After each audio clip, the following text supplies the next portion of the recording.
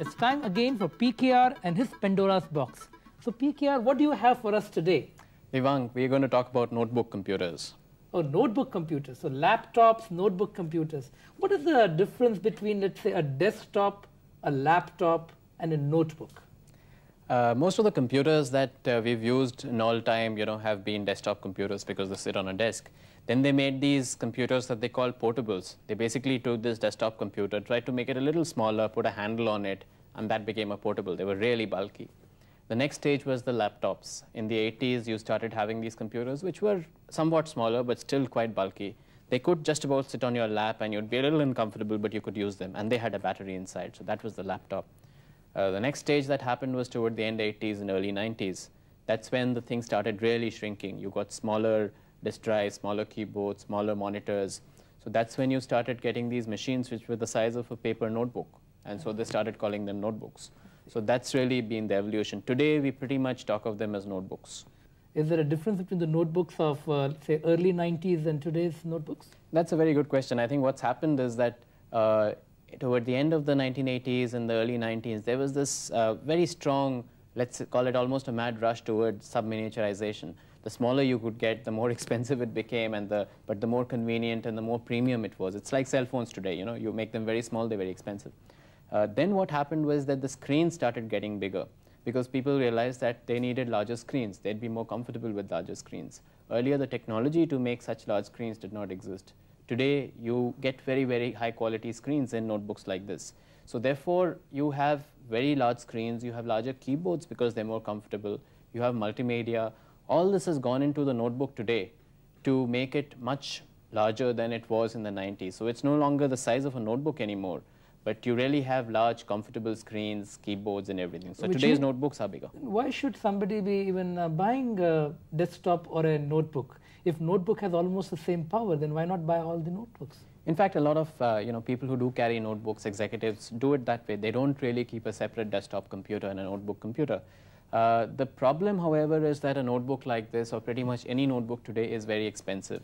So maybe for the price of a notebook, you could buy 3 or 4 desktop computers. Many times people say that the screen is not friendly enough in a notebook as compared to a desktop or a monitor which you use otherwise on a desktop. Is that...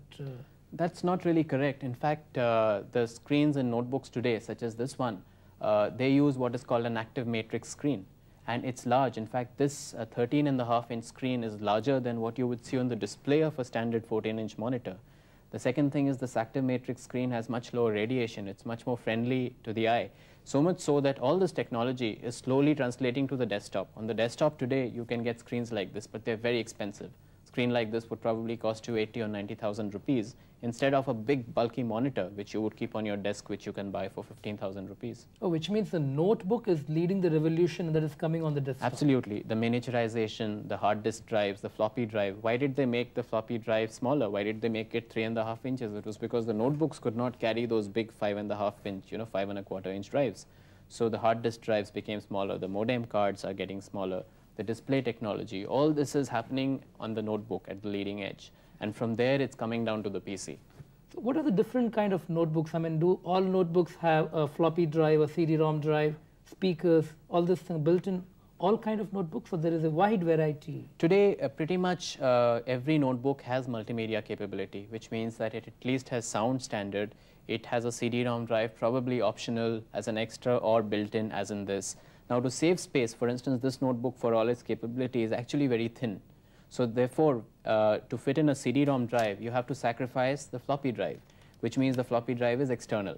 You can swap the CD-ROM drive with the floppy drive if you want to put it. One has been reading about Palmtops. Are they much different? Is that the same family of notebooks? Or? Yeah, that's what's happening. That on one side, these high-power notebooks are taking off. These are the large notebooks like this. They're large screens. They are in the price range of maybe 2 to 3 lakhs. On the other side, there are the sub-notebooks, which are not necessarily very much cheaper, but they're very, very small. They're also quite powerful. They let you carry them along and use them for email and internet access. And then you have the next step, which is the handhelds.